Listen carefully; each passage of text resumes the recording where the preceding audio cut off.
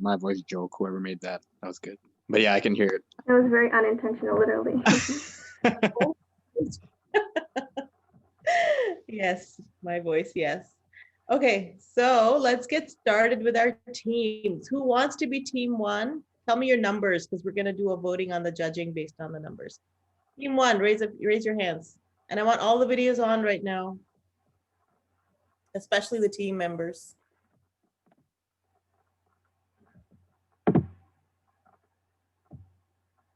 And just to let you know, you're all being recorded.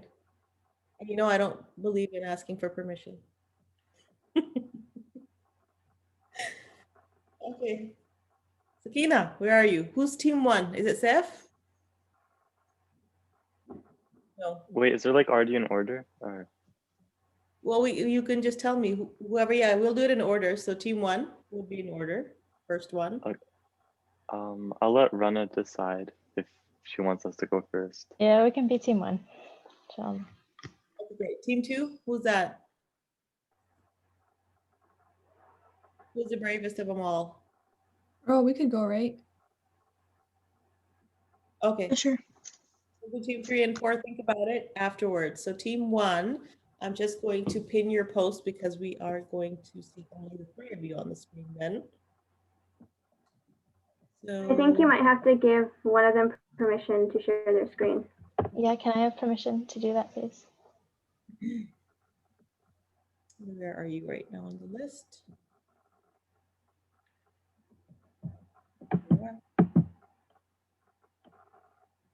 I want you to check first if you're able to share the screen. Do you have that option? Great. Okay, I'm just going to pin your video. And we have Ibrahim and Saif as well.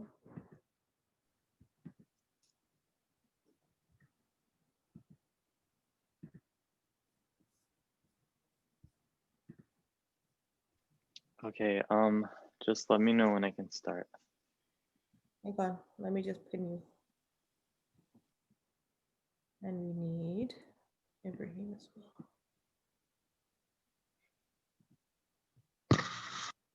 Okay, 3 of you pinned. Bismillahirrahmanirrahim. Okay, so I'm gonna start. Salam everyone. Today, me, Rana, and Ibrahim will be speaking about polarization and division from the context of the Muslim community. The political left often pushes a narrative onto the Muslim community that we're a monolith and that we all have the same values and views. This, however, isn't true. Muslims are as diverse in opinion and thought as they are in cultures and backgrounds. Unfortunately, many Muslims align themselves with the far right or the far left, which are both corrupt sides of a political binary that the West has created over the last few decades. This division and polarization has only increased with the use of social media and other digital platforms, which are used by parties to essentially manipulate masses into thinking in a certain way. As Muslims, how can we navigate these intense, divided political and social spaces? Well, first, let's take a look at how fake news further polarizes all communities, including Muslims. There are 2 types of fake news. The first are stories that are 100% untrue, and these stories are created to manipulate their readers. So, for example, they're trying to get you to buy something, they're trying to get you to go for or against somebody, an organization, or even a political party, for example. And the second type of fake story are stories that are partially accurate, but there's something about them that aren't true or that are misrepresented. So for example, if a reporter takes a quote from a politician, but they don't use the whole quote, so they kind of skew the story in their favor. And also, in terms of stats, only 34% of North Americans trust social media, which is pretty shocking because that means that 66% of Canadians don't actually trust or are skeptical of the news that they see when they scroll through their social media platforms, whether that's Instagram, Facebook, or Twitter. And yet, we still see incredible rates of spread and consumption of fake news. According to a public opinion poll, 90% of Canadians have fallen for fake news at some point in our lives. So that means that 90% of the people here have fallen for or spread fake news at one point. So it's clearly a widespread issue. And the false news that is being spread is not just about sales that aren't actually happening. It's actually affecting our democracy and it's affecting our decision making as a Muslim community, and especially politically. So Ibrahim will build on that next. So when relating this to current events, such as the US election, we can see that this election in particular created division amongst Muslims in America, mainly due to the media's influence, as there was a lot of fabricated news being spread. When it comes to regards to the election in 2020, a study found that Muslims were more politically engaged than ever, even more than the 2016 election. These percentages shot up by 18% from 2016, where 60% of Muslims voted, or registered voters who were Muslim voted, whereas in 2020, it was 78%. Muslim Americans have become so politicized, Dalia Mujahid told NBC America. They command way more attention than their numbers would suggest makes any sense. They're 1% of the population, yet talked about, discussed, and scapegoated so often. So it's really important that they're going to be talked about and that they also have a voice, that they also have a place at the table. After Trump took office in 2017, the Muslim American satisfaction with the US took a sharp decline as it decreased by 27%. However, since 2019, the study found that Muslim American support also climbed a bit for Trump. According to the study, Muslims who identified as white were just as likely as white Republicans in the general public to approve of Trump's performance as president, while Black, Asian, and Arab Muslims were shown to support the president at very low rates. This right here should say something about the division of Muslims in America and the influence that the media has on them. The report analyzed data for respondents who were approving of Trump, and it found that those Muslim Americans were most likely to be white and Republican, oppose coalition building with the Black Lives Matter movement, and cite the economy as the most important issue for the government to address. This group is really interesting because they're very similar to Trump supporters overall and quite different from Muslims in general, Mujahid said. When it comes to fake news, many Muslims are influenced by one or the other. American media is extremely one-sided, whether it be left-wing or right-wing. One of Trump's executives, Sajid Tarar, who is Muslim and speaks to the media often, said this: "For Muslims, he has also done a lot. His first trip was to Saudi Arabia. He has done so much for the Middle East peace plan. He's an anti-war president, and he was against the Iraq war, and he is trying to bring troops back from Afghanistan. He has advanced freedom of religion in the country too. America is prosperous and safe.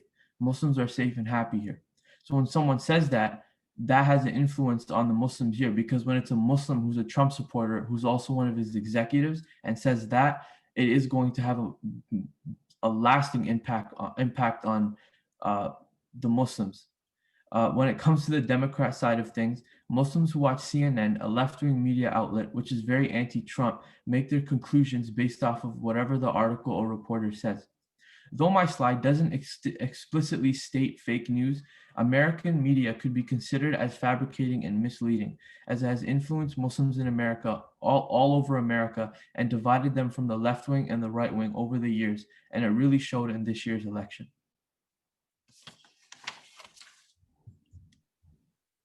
The division that these issues create may not be obvious to everyone, but that doesn't mean that they don't exist.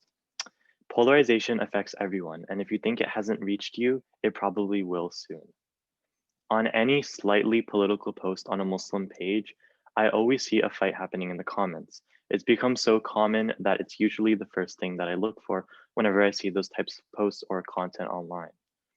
Two or more Muslims arguing aggressively with each other and using out of context Islamic proof to fit their narrative happens way more than it should. And this happens in real life too, and it can have dangerous outcomes. The passion, aggression, and heavy association that Muslims have with their side or with certain ideologies is unhealthy and dangerous. Yes, people are human and they are bound to have their own thoughts and opinions and feelings, but those thoughts and opinions should be divorced from the collective truth that comes from our Lord and Islam. So from an Islamic standpoint, how can we navigate this?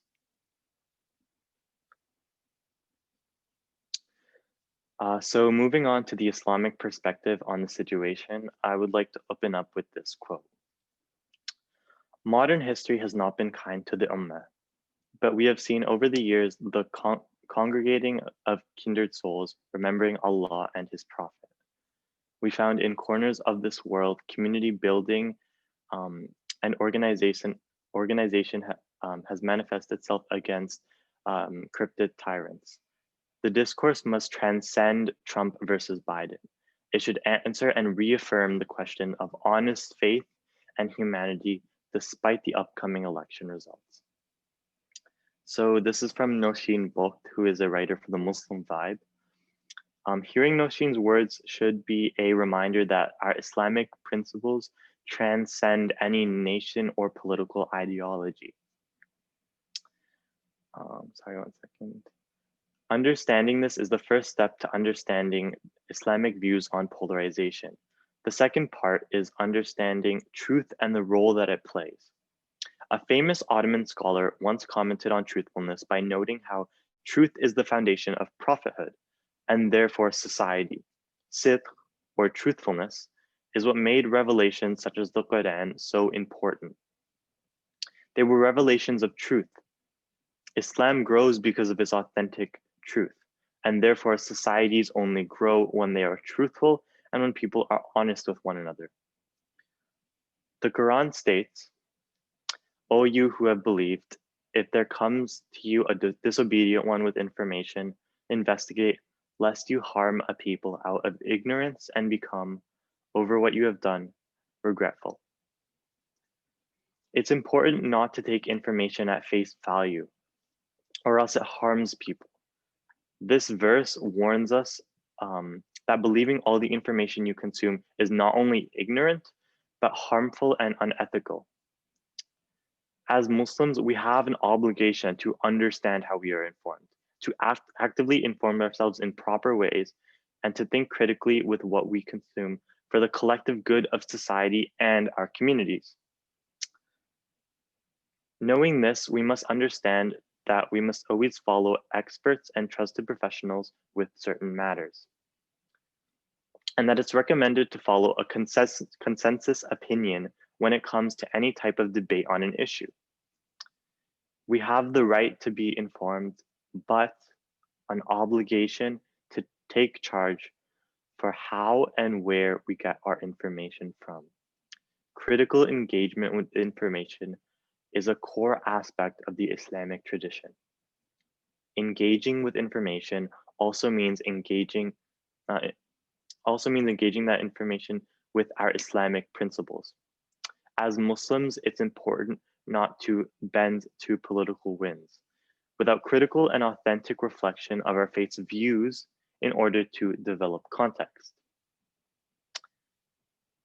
According to Imam Mikhail Siddiqui, siding with a political concept, party, or ideology is something that the Prophet ﷺ warned against. Regardless of who we vote for, we must understand that these groups will never be perfect leaders. We must hold them accountable in accordance with Islamic principles and the Islamic understanding of justice. I'll close off my spiel on the Islamic perspective with this hadith from Sahih Muslim. The Prophet ﷺ said, "It is enough of a lie for someone to narrate all that they hear."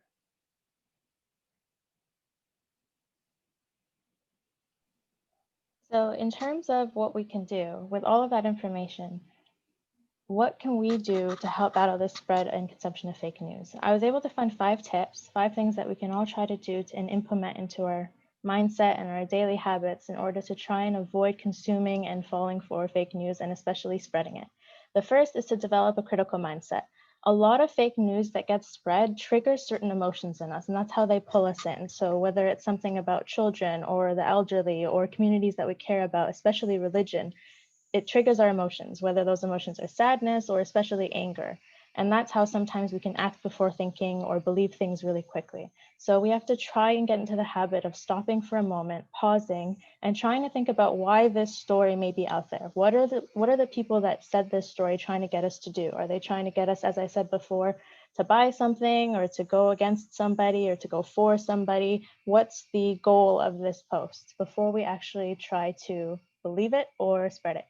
The second tip is to check the source. So I'm sure we've all received in our emails every now and then an email that has like the entire alphabet in its name, or it's misspelled, or the extension or the website URL is something that we've never heard of, like .offer or something like .ymacb, so on. So check the web URL, check the actual source, see that it actually has an ending to it that makes sense, whether that's .com or .co.uk or .ca. Check your government websites if it's something politically related to see if they're backing up what this source says. And don't ever click on anything ever unless you are 100% sure that it's actually legitimate.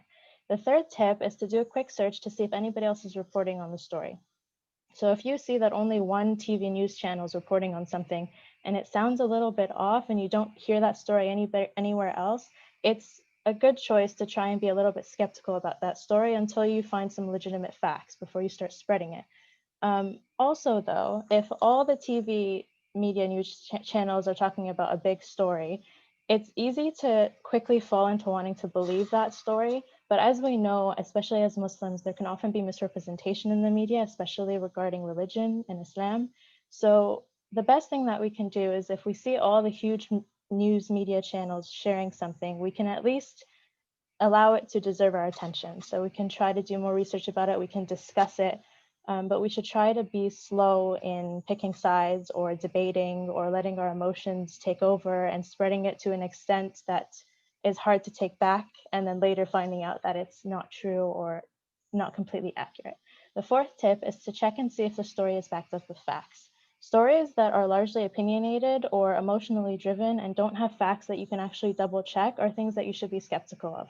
If the story has something that you can check on a reputable website or that you can actually become, or that you can firmly believe that it's accurate, then that's something that you can try and accept. But if it's completely opinionated and it's something that really triggers your emotions, be wary of it. The fifth tip is to believe that, or to be aware that not all images are as they seem. So we know that saying that images are worth 1,000 words, but sometimes, especially these days, it's easy to Photoshop, and it's also very easy to go into an archive and find a photo from an event that happened years ago or a situation that happened that's completely unrelated, that's now being attributed to something new. So it's important to not believe every image that you see. But again, moderation is important. So in general, as a Muslim community, especially, we have to be more critical of the information that we consume and share, because as Saif said, the Prophet ﷺ warned us that it is enough of a lie to spread everything that we hear. We also, on the other hand, don't want to be like Trump and just call out fake news every time something comes up. So, or every time somebody says something we don't necessarily agree with. So as I said, moderation is important and critical thinking are extremely important when we try to consume things, and especially before we spread them. Thank you for listening to our presentation.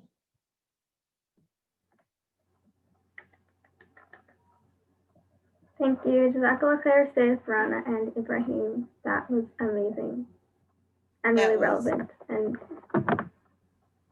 amazing, mashallah. I hope all of you are writing down some points about each team in a way that's not obviously just about your team, inshallah. Because we will do even though the final results will be based on the mentors and what they do later on afterwards, we're going to just go over it together, but we are going to do a little poll in the end. So just letting you know. Ibrahim's there. Okay. So any questions from anyone? I don't have a question, but I just wanted to say like that was actually really good.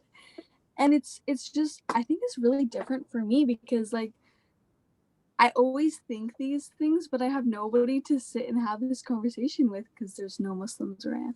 So it's really cool to see, to just like hear like the perspective that I have when I'm looking at fake news, or, you know, even though we're in Canada and I'm watching the US election and stuff. So it was just really, really, really well done. And you guys are really well spoken. So thank you. That's really appreciated. Good job. Thank you. I thought the animations, not the animations, the visuals were really nice too, mashallah. Thanks that to say Saif? for those. Yes, very talented. Yeah, Alhamdulillah. thank you. Also Saif's touch there. Mashallah, teamwork was great. I think all three of you balanced it off really well, mashallah. And I think the take-home message was really good too. Very good. Any questions from anyone? I don't have a question, but I just wanted to say that I really like the presentation, and yeah, like just all like the graphics and the quotes and all the hadiths that you guys use to back up your information. I thought that was really effective. So good job, guys. Yeah, that was great, mashallah. Oh yeah, so we have messages in the chat box too. So all right, that's great. Second team was, I think, Roa, wasn't it? And who else? Me, Roa, and Iman. All right, I'm just gonna pin you guys real quickly. Do you guys need to do screen share? Yeah, I'll share my screen. Okay, I'm just gonna give you that authority. That's okay. Let me add Iman to this.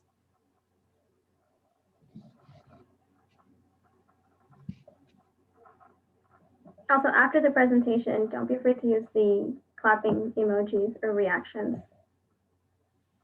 Don't be what? Don't be afraid to use the reactions, like the clapping or the thumbs up, just to to show some applause, because we can't do it over Zoom. That's true. Okay, great. All right, you guys can start. All right, assalamu alaikum everyone. So, would you believe me if I told you that a president purposely held research funding about a disease because he believed it was a hoax, leading to the death of thousands? A few years ago, this would have been seen as impossible and highly unethical, but with the rise of fake news over the past 4 years, however, it seems that our worst nightmares are now coming to life left and right. In this scenario I presented to you is no exception. In April 2020, Donald Trump cut funding to an American not-for-profit research organization called the EcoHealth Alliance that had ties to the Wuhan lab of virology located in the region of China where the pandemic had originated from. In this presentation, we're going to present our research on this issue, including the national and global impact of this situation, and then we'll introduce you to the Islamic perspective on this situation and conclude with a summary of our points and what you can take away from this presentation. Before we go through with this presentation, please consider this quote from Dr. Jarvis Barbosa. Timely, evidence-based information is the best vaccine against rumors and misinformation.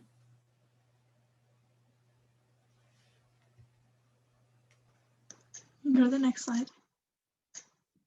Okay, so the U.S. not-for-profit EcoHealth Alliance was shut down and lost all funding through NIH, although it was working with the Wuhan Institute of Virology. Together, they had collected about 15,000 samples from bats and were currently on their way to almost doubling that number and figuring out new coronaviruses. Go to the next slide. Oh, wait. Yeah.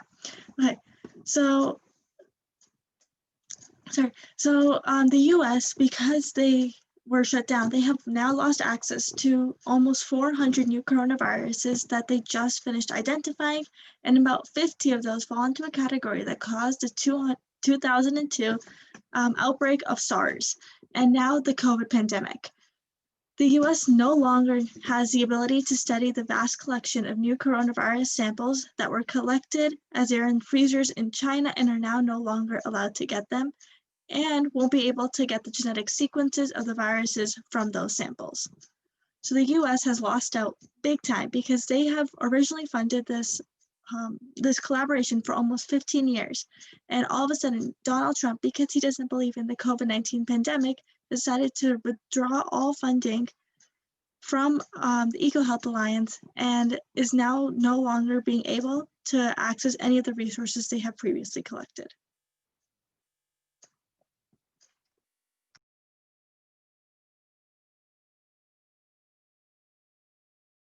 Sorry, I was trying to get my mic on. So now just to touch upon some Islamic perspectives on this topic, because obviously much of what we're discussing does relate to Islam and many of our values and traditions.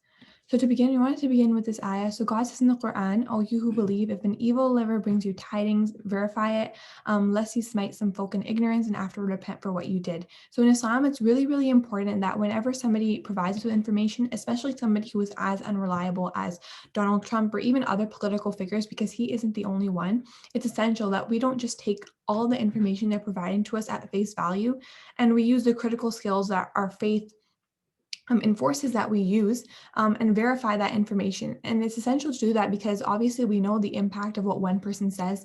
Me believing in something could transpire to somebody else thinking about that, and then somebody else, and it's like that domino effect.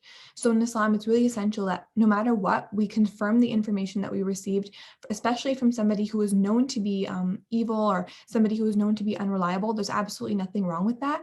And that way you prevent that cycle of misinformation from continuing, and you won't have to, I guess, ask God for forgiveness for that because you never caused that to happen. Saif also mentioned this quote in their presentation, but the Prophet Muhammad ﷺ said, "It is enough of a lie for someone to narrate all that he hears." I think in today's world, we often take whatever we hear, whether it be in our lives or something that you saw on Instagram or Snapchat or whatever, and you end up, posting about it and telling other people about it. And that kind of like hyper spread of information, it's toxic and it can cause a lot of misinformation to spread as well. So it's essential that you don't have to tell everybody that you hear. You should confirm the information and talk about it if it's really essential or it's really going to help people learn and become more educated, and not only in their faith, but also in other aspects of their life. So we also want to touch a little bit upon Islam and plagues because it was really interesting. A lot of you guys may have seen lectures at the beginning of COVID where a lot of scholars were putting out Islamic perspectives on things like not coronaviruses, but other types of plagues.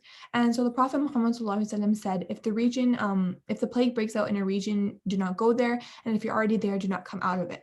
I think this quote is extremely, extremely wise because in today's world, we see that the simple act of wearing a mask or social distancing is become so politicized, whereas 1400 years ago our prophet was saying the exact same thing in a completely different type of society. So we can see that Islam holds these values of quarantining and taking care of yourself and taking care of other people extremely high, and that definitely relates to a lot of the research that Roa was mentioning as well.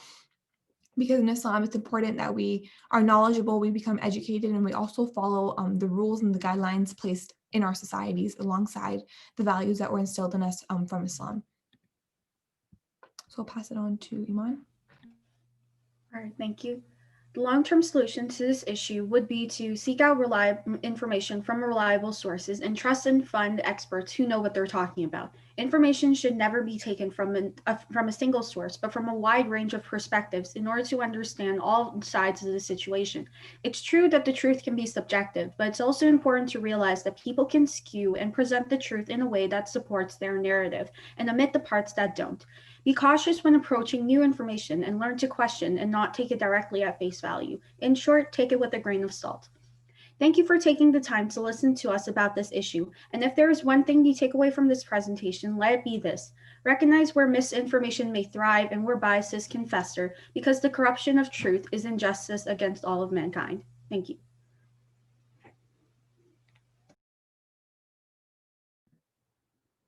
Excellent, mashallah. Great work, guys. That was wonderful. Let me just unpin you. Any questions, everyone? You have any comments, questions?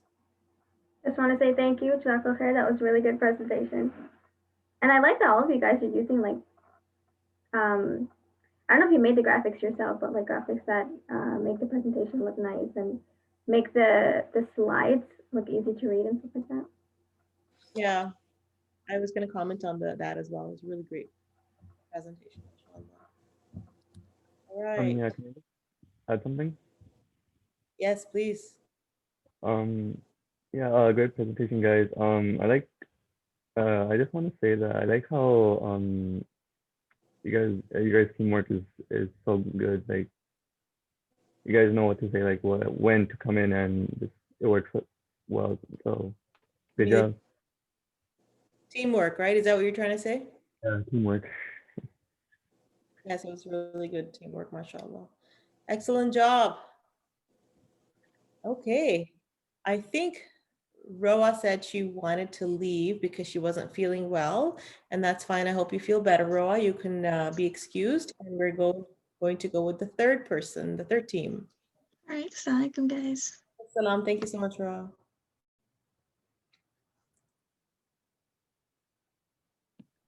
Sister Okay. who's Yep. I was just gonna ask who's the third team because I'm not sure what team number I am. Would you have? Right. Maybe we can do team you and Yusuf can be the third team, and then and Faizan can be the fourth team. That's the same order we had in the document anyway. Oh, is it? Okay, that's great. Yeah. Does anyone, you guys can share your screen? I don't really. Yeah.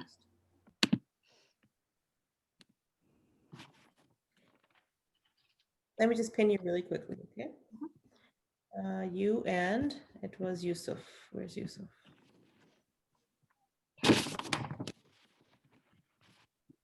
Yusuf, I can't see you. There you are. There you are. Okay. So can you just tell us when to start? Okay, please tell me somebody did something on systemic racism. All of you seem to have done it on fake news. Okay, yes, go ahead. The world around us is filled with fake news. Most of the time, people can't even differentiate fake news from the truth. 21st century Muslims are a major target of fake news. Today, we will be looking at how the image of Muslims is affected by fake news. In India, where Muslims may be regarded as the population's minority, fake news was recently spread about these individuals. What might this news be? Oh, one sec. Corona Jihad. Yes, you heard it correctly. As COVID-19 cases were detected during a rally for a Muslim missionary, Indian government officials were quick to blame Muslims for spreading the virus even more. And what made it worse was soon after, a video emerged of Shia Muslims licking their utensils, and this only added fuel to fire as the Muslim community was accused for intentionally spreading the virus. However, this was false information as this video actually dated back to 2018, and licking utensils and plates is a symbolic tradition for the Shia Muslims of Gujarat. So from this situation, we can see how the power that fake news really holds. Despite India being home to the world's third largest Muslim population, misinformation was eaten up quickly and almost keenly by their people and used against their own people. So fake news is detrimental to the image of Muslims as misinformation constructs a false narrative and only fuels the pre-existing Islamophobia that permeates today's society. In today's digital world, the spread of fake news has become easy, fast, and can be very damaging to Muslims, primarily if it is concerned with the Muslims' moral code, values, and beliefs. In December 2014, the USA halal meat supplier to the Middle East was falsely accused of exporting non-halal beef, which resulted in outrage, anger, and boycott amongst the Muslims in the Middle East. And the company denied the allegations, but they also had to produce their halal certification, which was issued from the Islamic Services of America as a result. They claimed that the fake news had almost tarnished their brand in exporting halal meat due to the boycott as they weren't receiving enough money to sustain the business. Moreover, media coverage of Muslims seemed to have gained its own momentum over time, starting with the 9/11 attacks and growing ever since.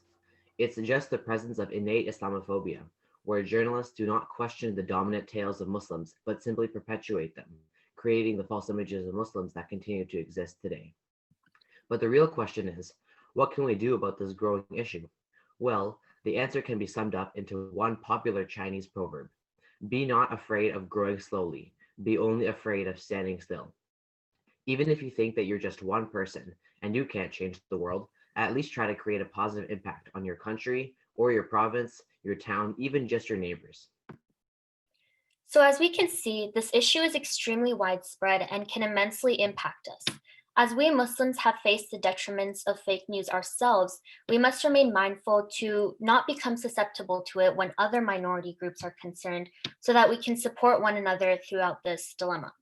If we follow the proper Islamic instructions by, checking and verifying the sources that we're getting our information from before actually believing it, we can maintain communal harmony not only amongst and within the Muslim societies, but amongst the general public as well. Yeah, that's all. Thank you. Thank you. I love the graphics. That's so cool. Mm-hmm. That information was very good as well. Instead of just focusing. I mean, you brought in information I'm sure that a lot of people didn't know. I didn't know some of that stuff as well from India because I don't read the news. But alhamdulillah, that was really great. Any questions, people? I'm just going to write down your time because I haven't put it together. It's 5 minutes. Okay. I love the transitions in that one. It's like you knew instantly whose turn it was to speak. I'm sure you rehearsed it, or you were just really good at improvising. But either way, it went really well. Yeah, and not only that, I think that use of the television, that was really great, just because that's how we usually get our fake news. So, okay, I'm just writing down a few things. Hang on. All right, great. Thank you so much. Any questions, people?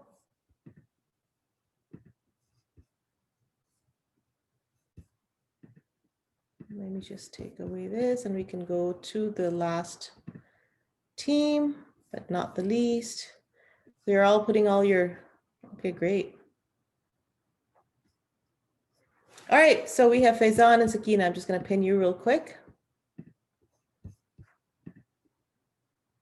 Yeah, I'm gonna share my screen.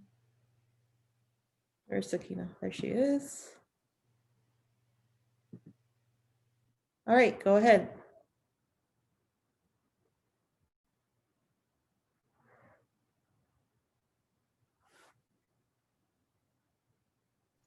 Okay, so I know that all the other groups were doing like fake news and things like that, but our group decided to go with a systemic racism.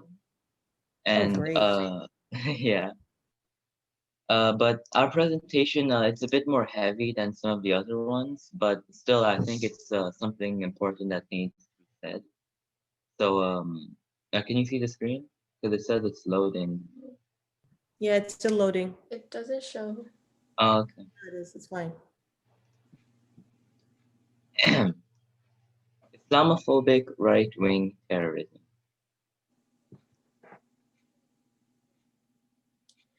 What will we cover? In this presentation, we will cover the effects of recent right-wing terrorist attacks and prejudice toward the Muslim community. We will also take a look at the Canadian government's response, as well as what we are capable of doing as individuals and as a public-spirited groups. Okay, so I'm gonna be talking first, and I'm just gonna be talking about the extent of this issue we have. Okay, those afflicted by terrorism. So, one act that I'd like to bring to light is in 2017, which I'm sure you've all heard of, which is the Quebec mosque shooting, which resulted in 6 Muslim men killed, 6 widows, and 17 children left without father. And even 3 years later, slight stains of blood on the mosque carpet, as well as tiny bullet holes in the walls, are still visible. And despite all the calls to action, promises, and protests, occurrences of Islamophobia like these in Canada have not slowed down. Just during the year of the shooting alone, there were 349 incidents of police-reported hate crimes against Muslims in Canada. What this goes to show is that Islamophobia is a serious issue our nation is facing. Okay, now I'd like to talk about the government's misdirected response. So, after all the recent terroristic attacks, the government, Canada, has yet to respond in an impactful way. Although the counterterrorism measures serve a useful purpose, they are not enough to prevent a great deal of attacks on home soil or effective terrorism. I understand that compared to other countries such as France, Canada is doing a lot more, but I think that their efforts are a bit misdirected. So in other words, I think the actions of the government are more reacting to a current problem rather than effectively addressing roots. And I think that the focus should instead be on things like access to better mental health treatment or a criminal justice system that focuses less on punishment and more on rehabilitation. And just to summarize, instead of just trying to predict or regulate these nefarious acts, the government should put more of its energy into debunking the causes of this terrorism and removing the things that lead people to associate with these hate groups in the first place.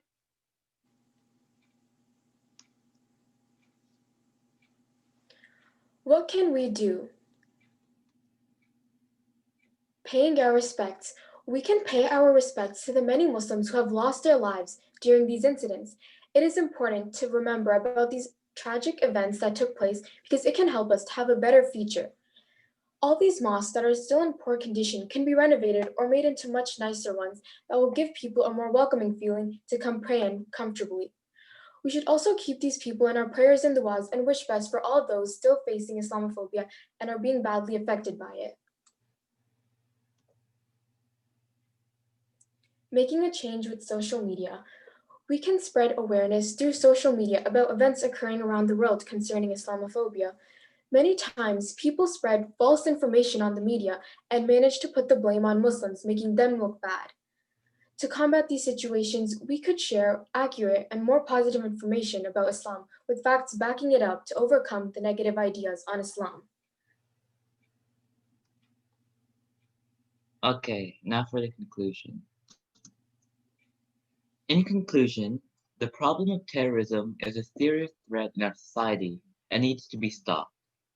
Although the government is doing a lot to help, their efforts should be more directed towards the roots of the issue. We also need to take it upon us in our own hands and spread awareness to help counter the effect of terrorism and make our nation safer for everyone. Thanks for watching. Thank you. Thank you, Jazakallah khair. That was really well done. And really relevant points, points of solution and how we can work together to tackle this. I like that. Thank you. I like how you guys brought up the Quebec mosque shooting. That was really good. Yeah, that was really good, mashallah. And I think just the fact that after 3 fake news is the systemic racism, it was really good to know what you learned about that as well. But alhamdulillah, that's great. So we're going to do, before we leave, here's a few requests from all of your teams. Can you send us your presentation PowerPoints? Just send it to me. What the mentors and the team leads are going to do is going to just reevaluate everybody based on points that we have on knowledge and creativity. And then by tonight or tomorrow, inshallah, we'll post it on the general tab as to the winning team that gets the t-shirts for free. Did we promise them anything else, Averia? Yeah, a certificate. Certificate, and you'll get certificates. That recognizes your presentation skills. But you will also have other opportunities to win certificates and awards. Oh yeah, we're going to be doing lots of stuff, inshallah. So everything was really great. And right now what we're going to do before we leave is everybody who's here can do a little quick poll on who you thought was the best in their presentation in different team words. So you don't have to, so team 1 was Rana, Ibrahim, and Sef. Team 2 was Roa, Iman, and Halima. 3 were Yusuf and Fatima, and the 4th one were Sakina and Faizan. So just do that here. This is not going to impact the results. It's just for fun to see what you all thought.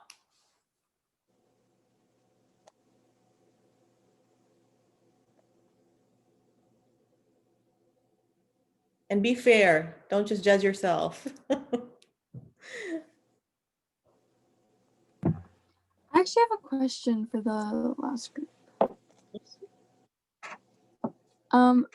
You guys made a really powerful point, which was that the mosque that was the Quebec mosque shooting still has visible like blood stains and bullet holes.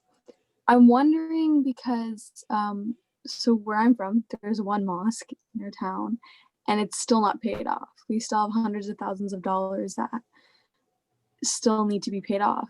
And so I'm wondering like how you guys go about fundraising for, you know, rebuilding mosques or improving like mosque quality. So yeah, actually, I go to like a community mosque that was just built recently. So they are seeking like a lot of help from like a Muslims nearby. So what I do usually is that I just like at school I have a lot of Muslim friends, so I let them know about the mosque I go to. And sometimes if I have like free time, I just go there and volunteer, just like help direct traffic and do things like that.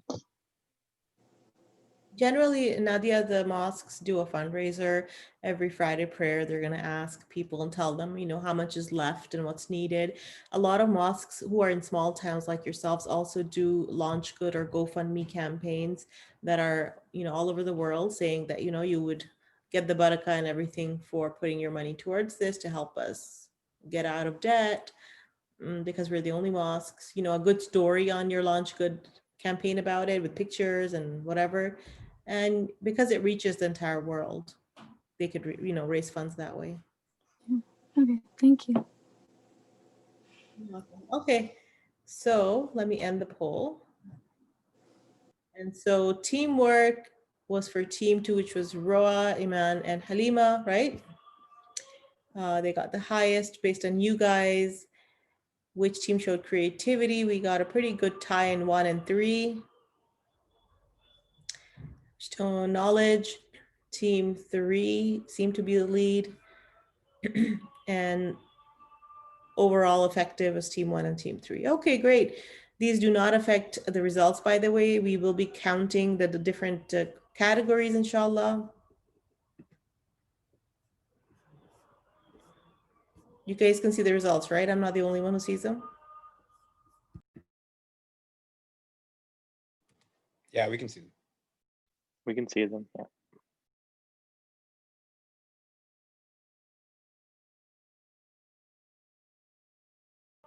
Okay, that was great.